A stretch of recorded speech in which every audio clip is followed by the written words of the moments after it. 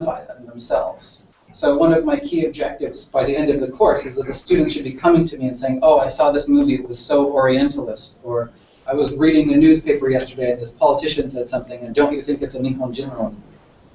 So I'm trying to build this so that ideally, both Americans and Japanese can look at both sides and identify when they're really looking at a culture and when they're looking at a projection of a culture. So let's talk then about how effective my strategies have been. In order to test the efficacy, I did a series of surveys, interviews, and also examinations of student test questions, things like definitions or other assignments about give me an example of Orientalism, or looking at their knowledge of the comfort women issue or these kinds of historical facts. Last semester in my class, I did 3 surveys, one at the very beginning of the class before I taught anything, one just after we'd finished World War II history in the center of the class, and then one just at the end before the final exam. And one of the things that I focused on was asking them, how proud are you of your nationality? Because I wanted to address this issue of, are we protecting a sense of Japanese identity? I also surveyed I contacted about 30 alumni who have taken the course and have since left the college. Over half of them are abroad somewhere. Most are in America or Canada, some are in the UK. One is in Estonia, surprisingly. And a few are here in Japan. But I contacted them with similar questions about what they retained from the course, about how it had or had not been useful to them, and specifically kind of open-ended questions about what knowledge was useful or what do you still remember, well, as long as the same question about pride in their nationality. So pulling all of this together, if I can go back to my bullet points from the NEA and from the Ministry of Education. If we look first at the NEA's goals, international awareness and appreciation of diversity. Test results and student assignments suggest that the students had developed a fairly strong understanding of the controversial aspects of history. That they can tell you what were some of considered to be the theories behind why the Nanjing Massacre happened, or who are the different sides debating the comfort women issue, and why are they choosing those sides. But interestingly, something that came completely unsolicited from several students, both in the class and among alumni, was that they said that they felt much more comfortable discussing war history with Chinese, Koreans, Americans, and other East Asians. That they said that they worried before taking my class that if some Chinese student or Chinese friend asked them about it, they'd be kind of unprepared to debate it, and they'd either embarrass themselves or just not be able to say anything. And so they told me that they felt that this was a very positive step for them, that they felt they could be confident in these kind of situations and represent their own history accurately. They also, as I said, they've come to the point where they can accurately recognize, identify Nihon Jinron and Orientalism, ethnocentrism, nationalism, and they can use that to have a deeper critical analysis of media, of politics, coming from both countries, which helps them to identify and avoid stereotypical thinking. And finally, the rule of avoiding generalizations, along with some of the course content and even the content of the population of the students in the class, has done wonders for encouraging them to feel more aware of the diversity in both the US and Japan. One thing that several of my students indicated in their surveys was they felt that one result of the class was that their definition of the meaning of Japanese had changed, had become more nuanced or more complex. Okay, if I approach the other set of goals, if we talk about the Ministry of Education's goals about protecting Japanese identity, looking at my students from this past semester, the average score of how proud they were of their nationality on a scale of 1 to 5 was 4, 3.9 after World War II history, and then 4 again at the end. So no real dramatic change here, despite getting into the quote-unquote dark stuff. And if we look at how many students chose these higher levels, 4 points or 5 points on the scale for how proud they are, that actually went up by the end of the semester. So measuring it that way, we could say that in some cases we'd even made students more proud. only one student answered answered negatively to the question of how their feelings had changed, whereas 5 answered positively. Interestingly, the student who said that she felt that her feelings had become more negative chose 5, 5, 5 for her score for the 3 surveys. Among the alumni, it was almost exactly the same numbers. In fact, slightly higher. 4.3 out of 5 was the average, and 81% again chose a 4 or a 5. And another thing that came unsolicited from the alumni was that many of them felt much more comfortable talking about Japan while abroad. I had the case of one student. She's studying in a rural area in New Mexico. And she said that she's probably the only Japanese person for miles and miles around. And so for many of the people that she meets and interacts with, she's the first Japanese person they've ever talked to. And she said that she was very glad to have this grounding in history and culture, but also this understanding of how Americans from that background might be perceiving her culture. And she said it's been incredibly helpful in how she's built her interactions and how she's represented her country. So if I may conclude, I feel that my results have generally been quite positive. I'd say first, at least in the case of my class, it's been possible to teach this dark history without causing any real damage to a sense of national pride or national identity. Second, the students have learned to identify Orientalism, Nihon Jinro, nationalism, not only in order to look at it in terms of what is happening in the media or what is happening in politics, but also to re-examine and evaluate their own perspectives and to look at their own culture more critically.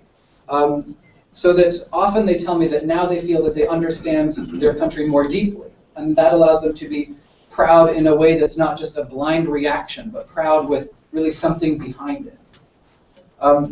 And finally, questioning generalizations, both through my in-class rule and through coursework and assignments, has allowed all of them to, at least through their responses, to indicate that they have a much deeper understanding of diversity, and so hopefully this has built more tolerance. Okay, so thank you very much.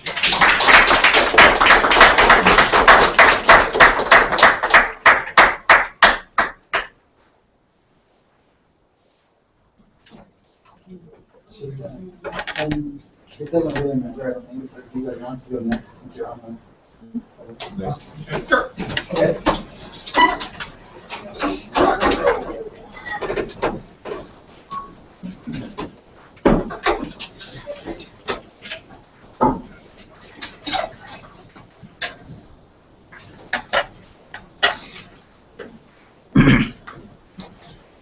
Okay, good morning, ladies and gentlemen. Thank you for coming to see us present. My name is Paul Rowan. I'm an assistant professor, assistant, Lord, at Nihon University. I'm also a doctoral candidate studying instructional technology and distance education out of Nova Southeastern in the United States. This is my fellow professor from Nihon University, Hideyuki. I'm Kumaki, yes, nice. And what we want to talk about is something that's a really important issue that's not just centered inside Japan, but this is a global issue, and it comes down to when you look at how we describe our students. I'm sure most of us, I'm guilty as well, have looked at our students as kids, and this is propagated from the central point that even when we're looking at the college catalogs or calendars, whatever we want to call them, you'll see constantly reference to pedagogy. This class will be pedagogically designed to instruct our students.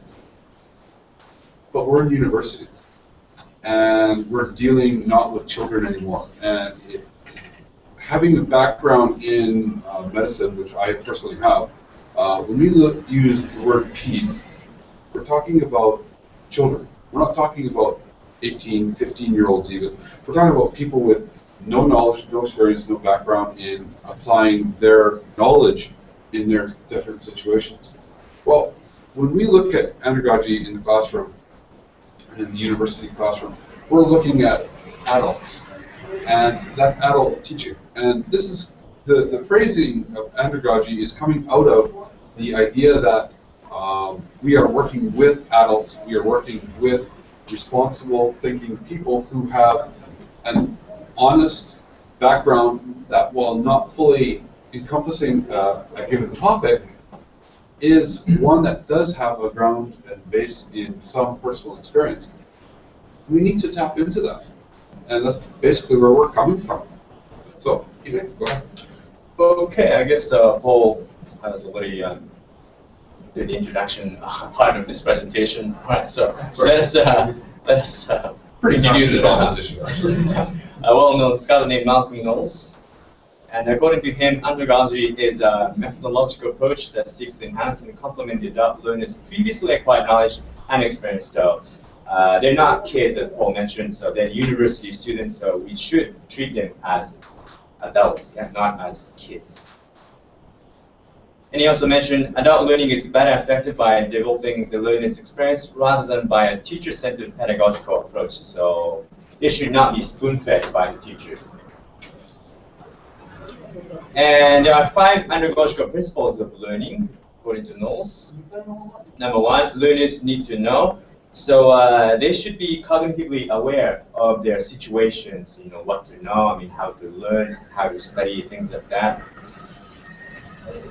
And second one is self-concept. So they should be responsible for their own actions. This goes into what you were saying in your presentation about self-concept and within their understanding of history. And it was a really nice point. I actually quite enjoyed that point that you made on there. Because that self-concept is what we need to really bring out in our students. And it's through facilitation, not through teacher-centered learning, that they gain that. And this is where our job as instructors have to really mesh. And third point is also related to the second one, experience. So we should take advantage of their prior knowledge. And fourth one is students' readiness to learn. So, you know, they are the university students. I mean, they pass a certain, you know, entrance exam, so they should be ready to learn something. So they should be motivated. Keyword there is should. And that's the thing. We've all seen those students who are not necessarily ready. But again, that goes into the adult approach. When the students are continually going into a classroom where the instructional approach is pedagogically designed, the students get turned off very quickly because nothing has changed from their junior high school days into university except their age. And they're going like, well, hey, you know, what the heck? And they're right. They're right. And the last one is orientation to learn. So adult learners view how they receive content differently from children. Where children will just, we all hear the expression, they're a sponge that just soak up knowledge. Well, there's a lot of truth to that. But the adults, they want to know why they're learning this issue.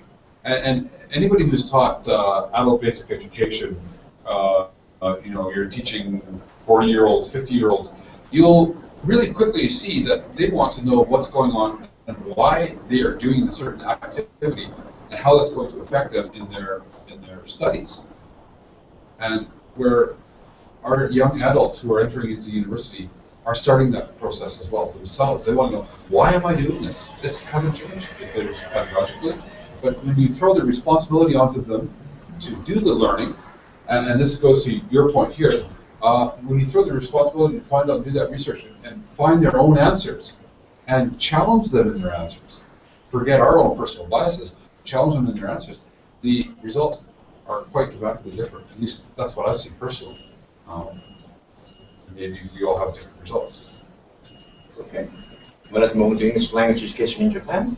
As you may know, students in Japan in the second language classroom have only experienced pedagogical learning framed by the well-known or as you know, infamously known teacher-centered grammar translation method. And little or no speaking English practice or opportunities given to students in their studies, especially while they're high school. Even in Japanese, they have not given enough opportunities to speak up in front of peers. And before you change to the next slide, Hideyuki here, who has gone through the Japanese education system as a Japanese national, and who we listen to him speak now. Obviously, he's had some extra training in his English skills at his native level, and that's a credit to him. But at the same time, his own personal experiences say that, you know, his teachers were not speaking English to him in class, in English class. It's all in Japanese, and it's all centered on the teacher, not on the learner who needs to actually learn the language, not the teacher. So it's kind of a you know, grammar translation is a problematical issue in Asia, not just Japan. Good for the teachers, though. It's easy to control. Yeah, with 40 plus students in a class, GT does work for the teacher, but it doesn't. I mean, look at the students that we have, and that's it's not a comment on the students; it's a comment on the system. Okay. 5 key concepts to consider. 1, peer pressure, maybe because of Japanese personality, but simply put, Japanese students do not want to lose face in front of teachers and in front of peers. And 2, low Japanese proficiency. In most cases, students who do not speak English well, their Japanese proficiency is not high enough. They directly translate their unstructured Japanese sentences into English. And then some of the sentences my students come up with is, last year I went to Kyoto. Oh, okay, so you did not go to Kyoto. And then the other example is, the restaurant is tasty. Oh, how could you possibly eat the restaurant? Yeah. So, it's because of their Japanese, they directly translate Japanese sentences into English. So these examples. And they're not analyzing the translation. Yeah. For what they know, they do all this grammar translation, but they know that it's an SVO structure, not a SOV. But they're not analyzing what they're doing in English, and so this is again because they're not given the responsibility to apply their knowledge in the lower level in the pedagogical learning environment that they've had. When they move into the more adult learning environment, they don't have the skills to apply it. They've never been given the transition points to move up. And this is where we're looking at a huge issue at the university level. And number 3, lack of experience with oral communication in Japanese. We've already covered that. Next one, inability to keep up with the native speakers. As you may know, Japanese students want to speak as native English speakers too. But even if you say native speakers, there are varieties of English, and also native speakers of English are a minority. So we do not need to speak as native speakers do. Plus, I mean, it's not really possible to speak as they speak. And of course, maybe we all realize this, but most Japanese students want to speak as a native speaker. Their idea of a native speaker is Hollywood, which is West Coast North American dialect. Let's not bother with going into the South, or hey, let's check Newfoundland. Even I have difficulty with that, and I'm Canadian. So yeah. It's an interesting issue. All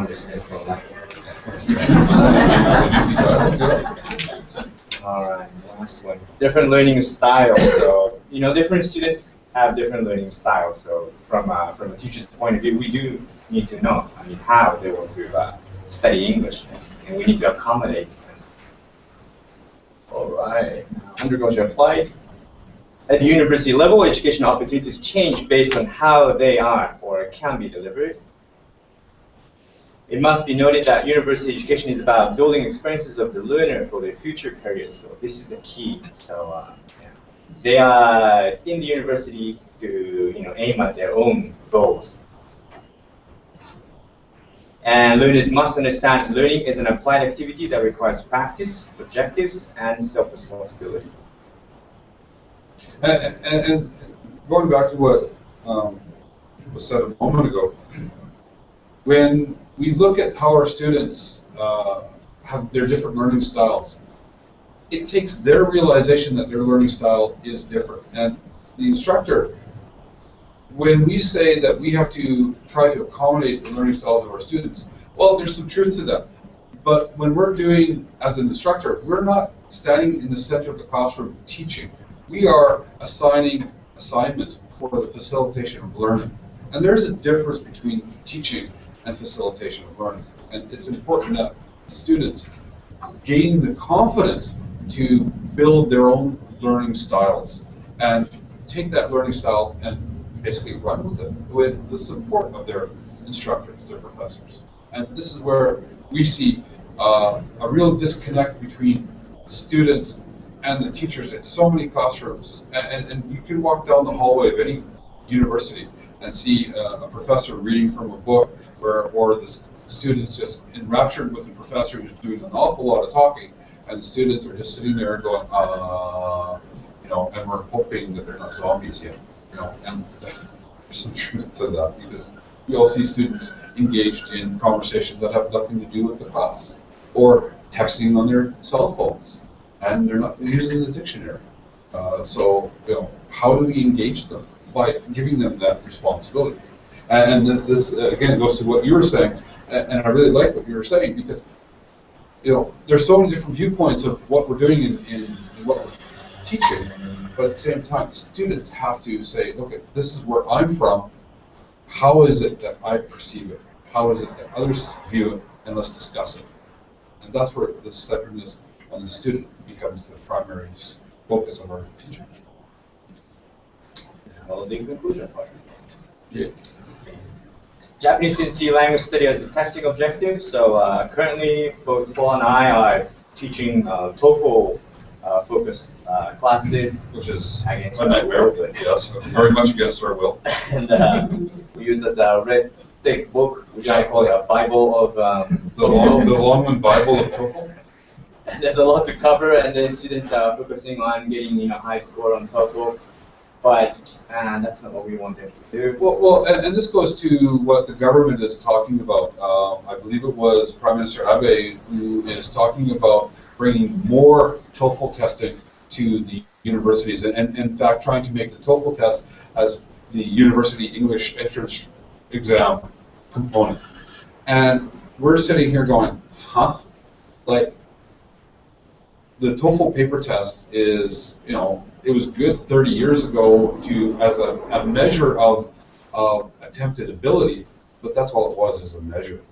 It was never designed to be be-all and end-all of language. And the fact that I can go AAA down the line and I'll get a 320 score. I know this because we've done it. I don't think ETS liked us doing it, but hey, I didn't pay for it either.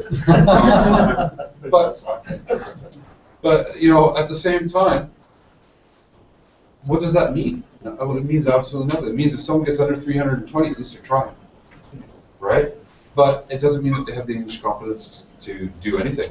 And so when you're looking at what the government policies are, the government policy is to continue with the pedagogical centered, teacher-centered approach to learning. And that's not going to build the functionality skills needed for a productive, active, critical thinking workforce. And that's really what we're trying to do in universities. We're trying to bring out these people who are productive for the workforce. And half of them can't begin to communicate with people in other countries. And that's a huge problem. And particularly if you've done any teaching in the business level, vice presidents of major companies, it's consistent. They have real challenges. So, and that goes to what we're saying about andragogy versus pedagogy. Teachers may describe university students as kids, and the instructional model most often used to describe their learning is pedagogy, not andragogy. This is true here in Japan, but this also applies to university course descriptions worldwide. However, andragogy should be the type of instruction students receive in order to best meet their interests and needs. And so, in the end, we have to change the way we look at our students. We can't describe them as kids. They are kids, especially when we're 50 and they're 18. They're kids. I mean, let's be honest. But they're not. And we have to respect that fact. And we have to give them that respect. And when we give them that respect, they'll grab it and they'll learn it. And that's where andragogy comes in. To let them know that we're there to support them, facilitate their learning, but don't be the center of it. Let them be the center. And that's really what we want to do. And we see this as an issue that is a global issue. And I see it in so many catalogs. Even in my university, I'm doing my doctoral in Nova Southeastern in Florida, and I see it quite often in the catalog. pedagogical approach. And this is for adult education. You know, people doing their doctoral, and it's in the course description, will take a pedagogical approach. I'm going, huh? You know, I'm not a kid. I'm not even close. I wish I was. Okay. We're going to have the discussion, Yeah. I guess, at the end of the session. Right. Yeah. Okay. Yeah. Okay. Thank you very Thanks much. very much.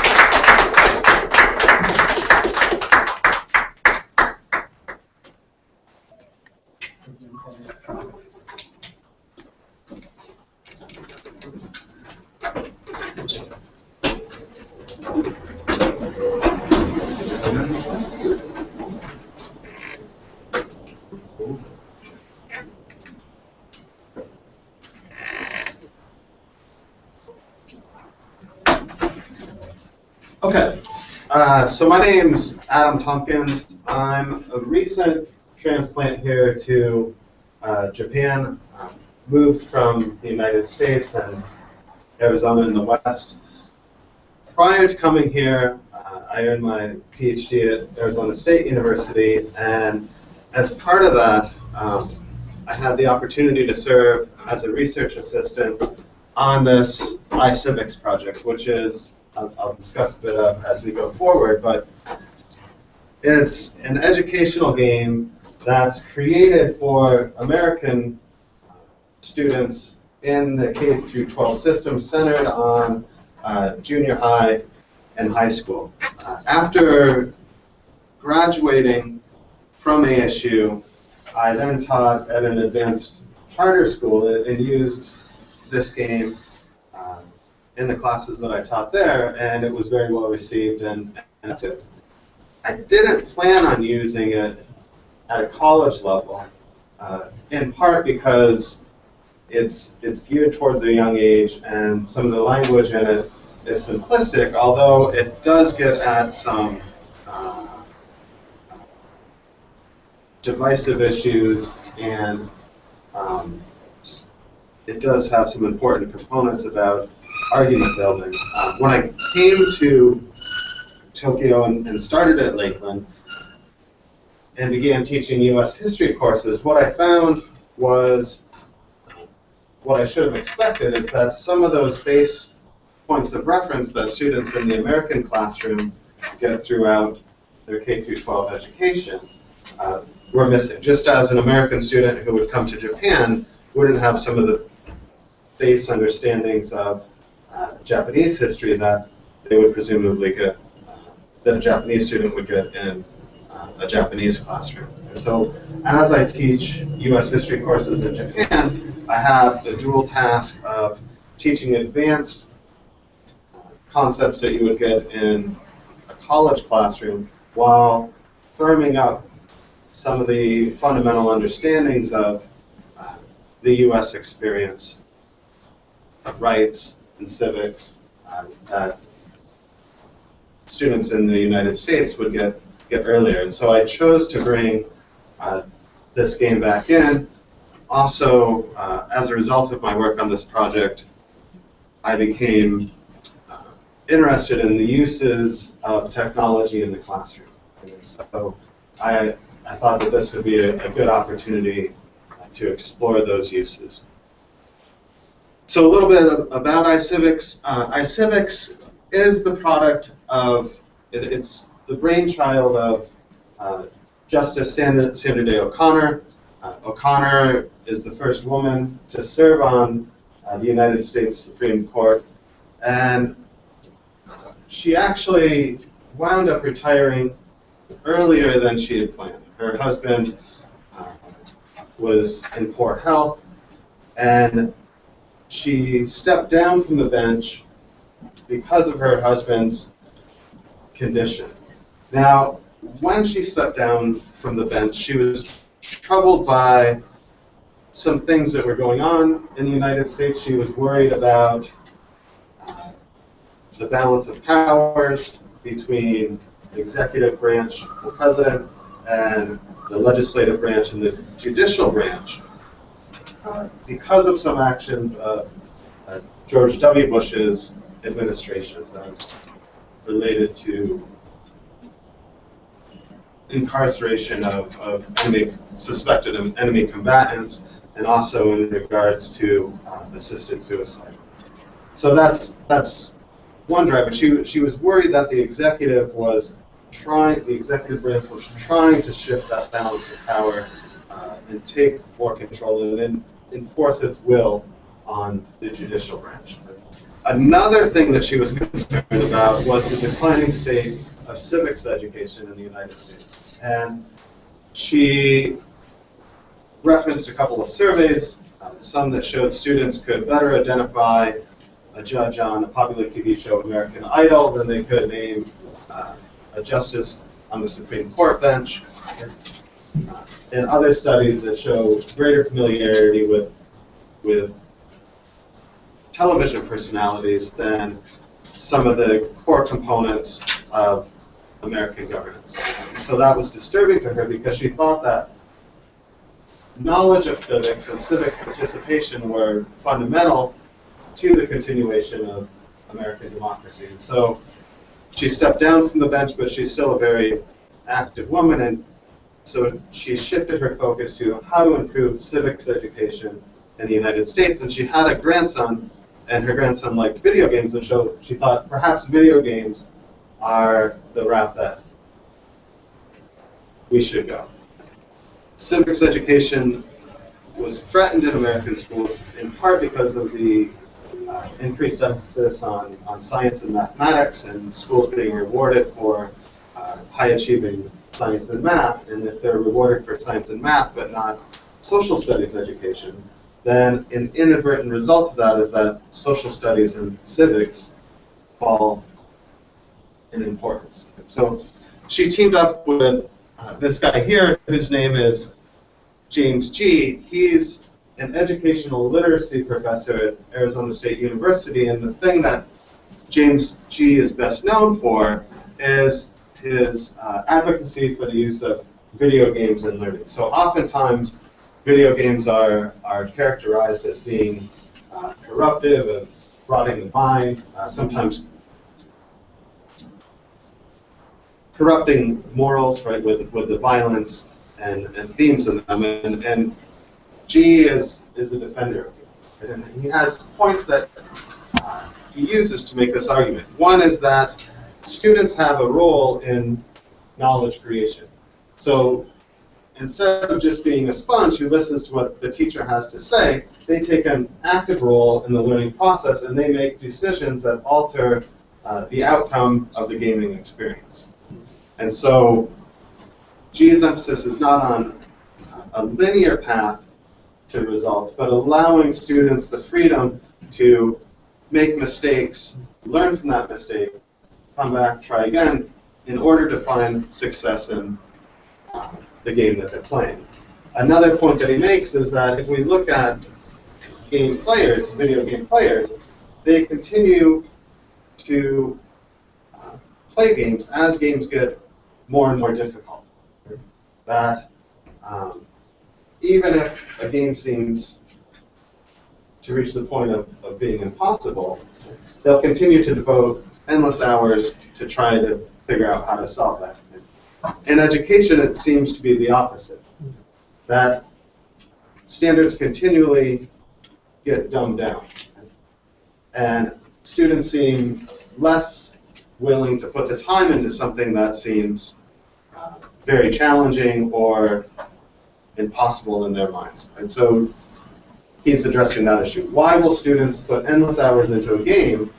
They grow increasingly more difficult, but they won't put that emphasis into the class.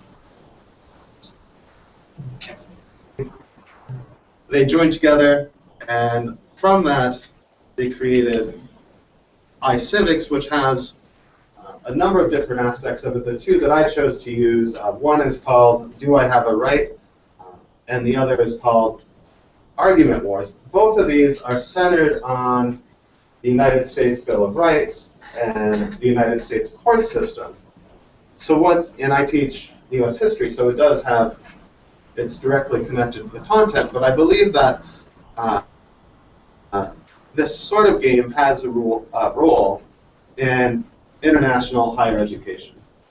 So if we look at 21st century learning goals, 21st century learning goals include critical thinking, evaluating evidence, connecting different pieces of evidence together, determining what's a valid argument, what isn't, and then constructing your own argument. Another point of emphasis in 21st century learning is being able to connect course content to real-life situations. And the iCivics platform does that, because what it does is it takes these notions that are at the core of American democracy, the Bill of Rights, freedom of speech, protection from unlawful search and seizure, equality under the law, but it teaches those skills through more contemporary cases. So our players in the game world will have somebody come to them with a particular grievance, and they'll have to evaluate whether that grievance actually applies or is protected by an amendment in the Bill of Rights. And another goal of 21st century education is increasing global awareness and civic literacy. So in this regard, I think that it's useful for students that aren't American to have an understanding of American democracy, because by having an understanding of a different way of governing, it increases your understanding of your own. That's been one of the most rewarding things for me as an American moving to a different country, is that it not only do I gain a better understanding of my new place, but it also increases my understanding of my home place and helps me identify cultural understandings that may have passed without notice. Right? So I think that it has that potential as well, and also in regards to civic literacy and encouraging political participation. With UNESCO, the World Declaration on Higher Education, one of the points of that is that international cooperation and exchange are major avenues for advancing higher education throughout the world. And I think that iCivics fits in that, or is complementary to that as well. All right, so the games themselves, the first that I chose to use is Do I Have a Right? And these are a couple screenshots from the game. And what you do in the game, what the player does in the game, is they're basically in control of a law office. And they start out the day, and a client will come in, and they'll bring forth their grievance. So in this one, the woman says, a police officer came to my house with a warrant, and it says that he's going to examine my stuff. Right? And then, do I have a right to not allow him to examine my stuff with that verbiage? Right? And then the student, and again, international students without much familiarity with American rule of law, they start off with one lawyer, and gradually as they play the game, they build up their office. So with different lawyers who specialize in different constitutional amendments, and they evaluate whether that person's grievance actually applies or whether they have a valid complaint or not. And so through that evaluation, it builds familiarity with American law, getting them to think about course content and contextualize it with different scenarios. So they're rewarded for successful performance, and this is another element of gaming that G says is important, is that when game players are in the video game world, that they're rewarded for good performance, and that they take ownership of the character in the game, that they want to see the character in the game do well, and they get upset when the character does not, and then if they can customize the game world. So in this, here's your law office. If you do well and you win your cases, you can hire more lawyers, you can do different things to the office, and this is one of the things that the students who played the game enjoyed. All right. So my rationale for assigning this is that it encouraged students to go beyond rote memorization. One of the complaints, and I hear this all the time, both in the United States and here, is that students don't like history, right? They have a negative impression of history because their experience with history outside the college classroom has been rote memorization. Right? One damn fact after another. Presidents and wars in the United States. And so, as a college professor, the challenge is to get beyond that, right? To break down those assumptions and that prejudice against the discipline and get them to actually do history and understand that it's not just memorization and that it has salience in their own lives. It also has an increasingly fast tempo, and the simplified language I thought would be good for English language learners.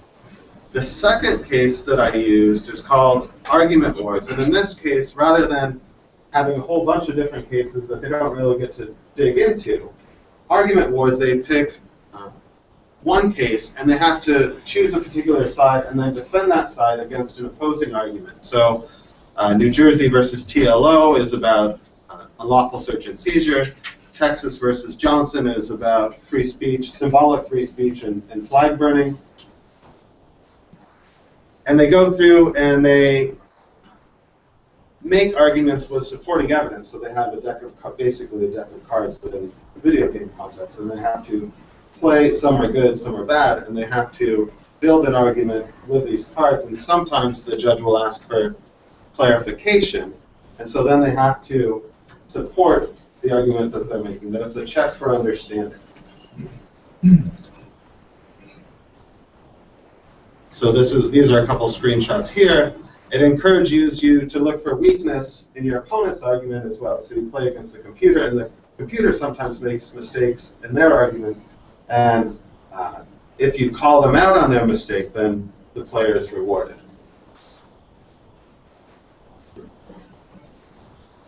All right, so to get to the results of using this, I used 3 measurements to test the appropriateness and utility of the use of games in the classroom. One was a video game survey, and some of my expectations weren't necessarily met with this. So moving to Tokyo, I saw arcades in much greater prevalence than I did in the United States, and so my assumption was that people game much more than they do in the U.S. That in the U.S., arcades, the prevalence of arcades has been on the decline, but my survey showed that only a small number, a minority of students actually played games outside of the classroom or admitted to playing games outside of the classroom, and you still have the gender imbalance between male and female, with it being a predominantly male leisure activity. The positive aspect of the survey is that most of the respondents thought that games had some utility in an some educational utility to them.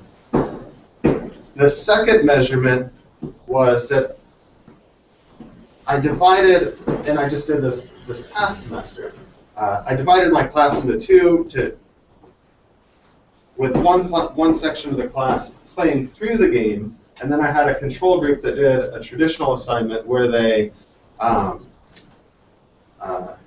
read the Bill of Rights, the first 10 amendments to the Constitution, and determined which 3 they thought were the most important, and then wrote a response as to why those were the 3 most important. And then when both groups came back, I quizzed them and on their application of the contents of the Bill of Rights. So they would have to take real-life case situations, real-life Supreme Court cases, and identify which amendment was at play there. My assumption was that the game players would have a much higher level of success than the traditional assignments because they would have already done the application. It's a limited sample, but it shows that actually the gameplay and the traditional assignment are relatively equal in terms of median score. Right? Both scored around 8 points, and actually the mean was a little bit higher for the reading. The final component was a survey, and those who played the game, right, high percentages, ranked over 80%, ranked on a 10-point scale of 7 or higher, ranked 7 or higher, that the game was effective in teaching constitutional rights and improving students' understanding of U.S. rights. And then importantly, that same number said that the educational quality was as good or better than a traditional assignment, and they found it more engaging to play. So thanks for your time, and I think that looking at video games in the classroom is a useful endeavor.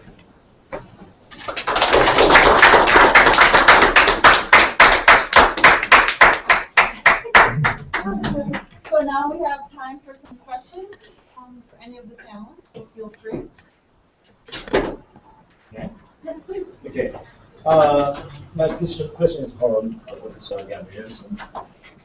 So you said we need a balance between Japanese identity and international awareness. But this is a technical question. How long does it take to have a well-balanced idea on one particular issue, like conform women or whaling?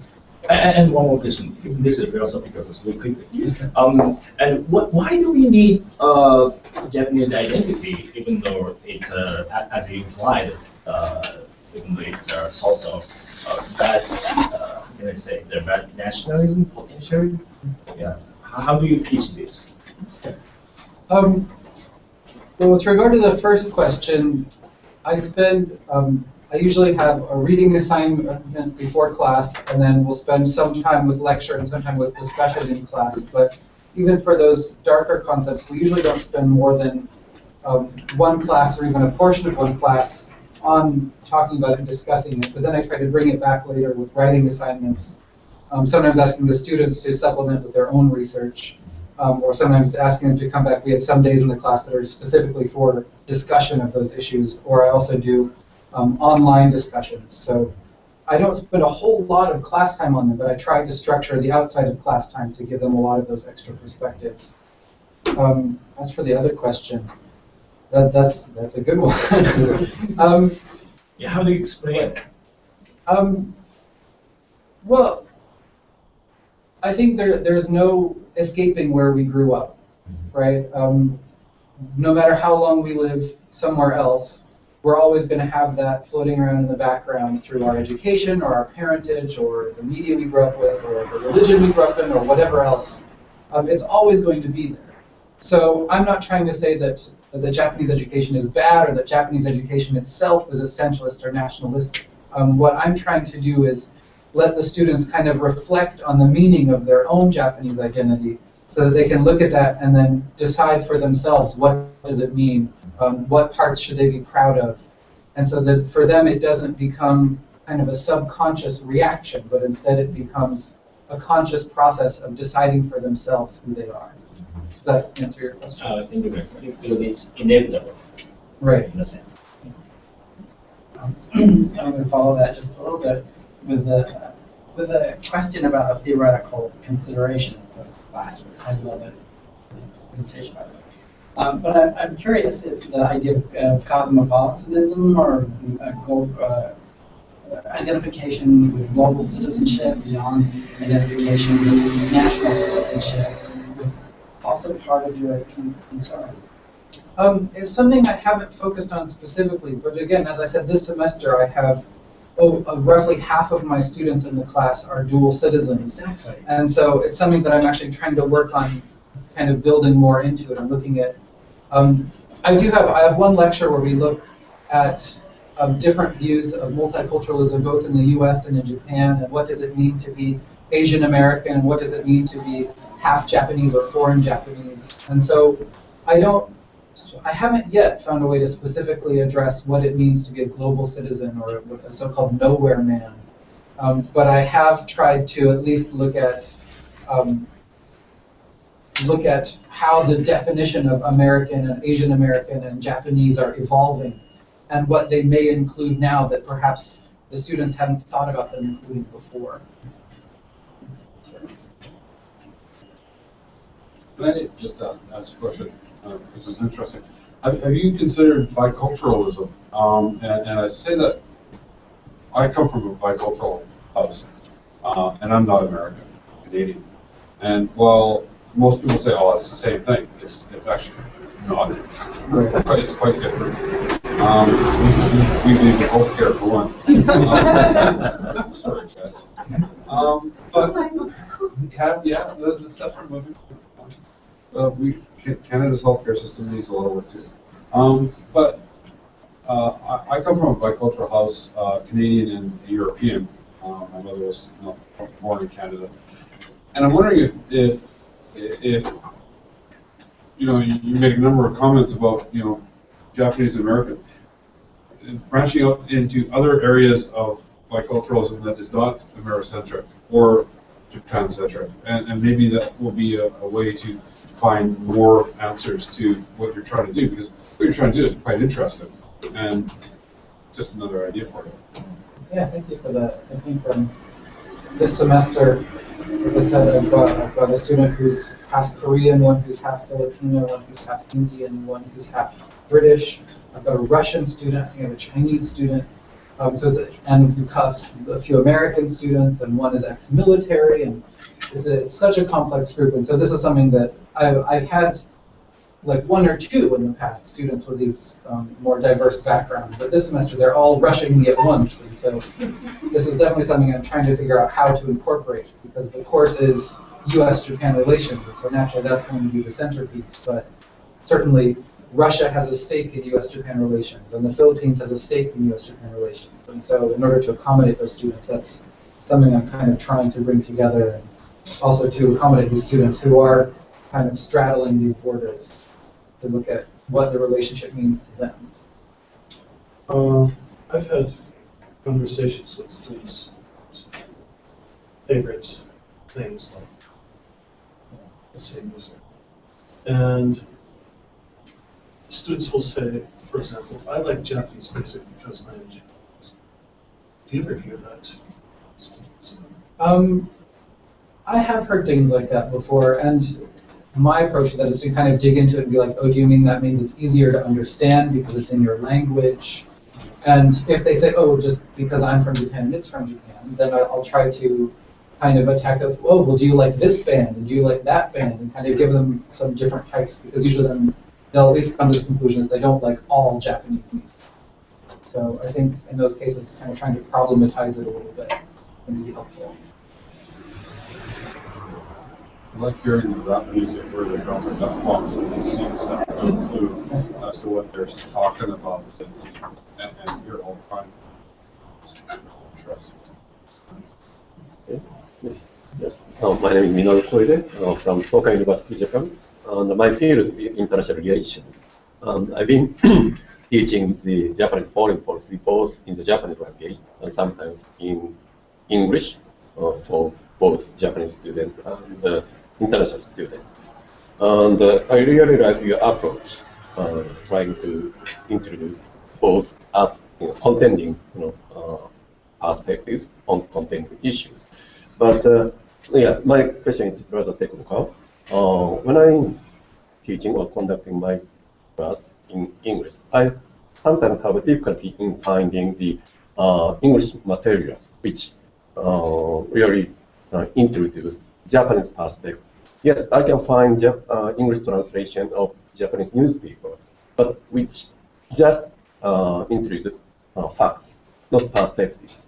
But in the case of English documents, I can easily find the good materials which includes both facts and perspectives. So how do you deal with this sort of imbalance in quality between the in the English documents? Well, first I address it. I tell the students specifically that there's an imbalance in what's available in English, that most of what's available in English is going in one direction. And if I can't find a reading to counteract that, then I will try to do it in the lecture and say, based on because I read Japanese, so I'll try to pick up what I can from the other side and try to give the counter-argument myself if I can't offer it to them in a reading. I also find it for some of the issues, you can find kind of almost third-party scholars writing in English. There's a book by, well, I suppose she's not really third-party, but there's a Korean scholar named Sarah So, who's written an amazing book really critically attacking both sides of the comfort women issue and looking at what both sides have to gain from the way they're portraying it and how both sides are affecting the women who are actually involved. And so in some cases you find an amazing source like that falls into your lap and you don't have to worry about hunting because someone's put the two sides together for you. But if I can't do that, then I just try to offer it myself to the best of my ability. Yeah. I want to ask a question actually about the Andragogy. Have you found a way to incorporate this into teaching TOEFL? Teaching TOEFL? Actually, I personally have. I give them the textbook and say go to work. And if you have any questions, come talk to me, and we'll work together and help answer it. But I mean, I mean, I've been teaching TOEFL for too many years that I just absolutely hate it. It's totally useless because I continue running into students who say, what's the best way to say this? What's the best way to say that? And it's like, I don't know the best way. Any sentence you make, you can rephrase it 20, 30, 40 different ways, have the exact same meaning. Which one's the best way? The best way is the way that you want to use. And when you throw that to the students, they look at you with a blank look going, huh? You mean I have a choice? And they're not quite ready for that often. Not always. But then the other side of that is often the students will look at you and hear that they have freedom on what they can do, and then they'll start trying to apply it. Those are the ones who excel. And so they'll take that textbook and then they'll read through it and then try to look at how the language is giving meaning to their. Those are the ones who are finding that it's easier to get the correct answers and get the higher scores because they're not trying to look for the memorized best way. And so, does my approach work? Some of my students hate me because I'm not spoon feeding. At the same time, it comes down to they have to take the learning into their own responsibility. I can't do it for them, and I tell them that straight up. I can't do it for them. You got to come to us. When you say that they excel, is that regarding their TOEFL scores or just their general English ability? Their just general English ability, and if their general English ability starts improving, their TOEFL scores follow suit without any effort. They don't even need to look at a TOEFL book. I watched a student who took a novel by Stephen Donaldson, of all people. Not the black ones. It was actually quite a good novel. And they read that book, and and then all of a sudden they had to go do their TOEFL test. They didn't even look at the TOEFL book. They'd forgotten that they had a TOEFL test. And the next day they had the test, and I reminded them, oh, don't forget, you got a test tomorrow. And, oh my God, I forgot. And they went in and scored the best over 600. And this is back paper only for the given test. They went up over 100 points, not because they studied the TOEFL test, it's because they actually started looking and comprehending the language. And that the test was nothing, really, once they started understanding what they're doing. And really, what's that? What are you doing in that? You're giving them the responsibility to find the learning and their learning style. No magic. It's just work and effort and interest and want. That's what you got to facilitate. At least that's what I think. Yeah, also one of the good things is they learn TOEFL in English. Even when I teach TOEFL, I don't use Japanese English unless they come across some tough grammar expressions like there was a good one the other day. Apposition. And I find it's like, okay, this is dokaku in Japanese.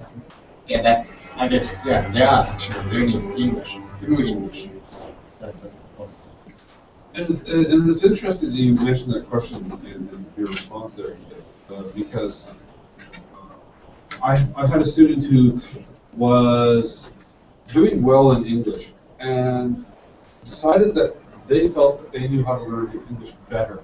And so they went and spent 600 or 2,000 yen for this TOEFL practice book that was everything in Japanese except one sentence in English. And it winds up all they're doing is studying Japanese. They're not doing anything in English. They're not learning anything in English.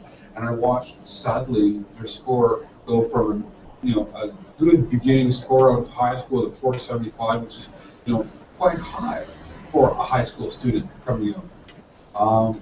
And I watched that score steadily decline, and that student refused to take responsibility for their learning.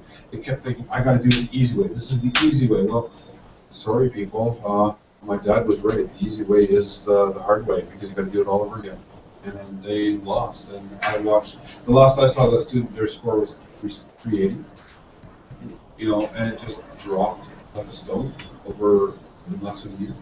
And it just, it broke my heart, because I might be the king of jerks for a teacher, but I have their best interest in my heart. Yeah, that would hurt.